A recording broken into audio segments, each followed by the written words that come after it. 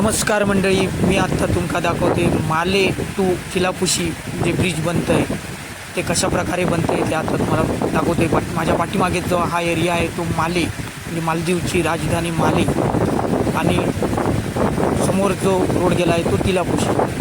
तुम्ही इथे बघू शकताय ब्लू सागर म्हणजे समुद्र कशा प्रकारे हा मालदीवचा समुद्र आहे.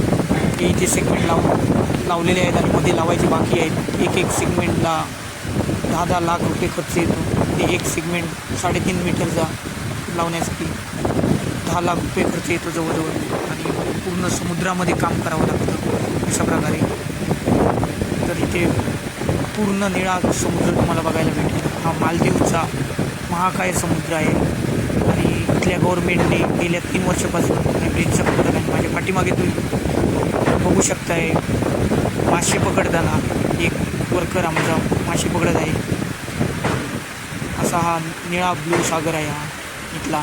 आणि हे समोर दिसत आहेत ते आयलंड आहेत ते आपले पिक्चरमधले हिरो लोक क्रिकेटर लोक इथे या आयलंडवरती येतात फिरण्यासाठी. आणि आता इथेच हा ब्लॉग मी थांबवत आहे.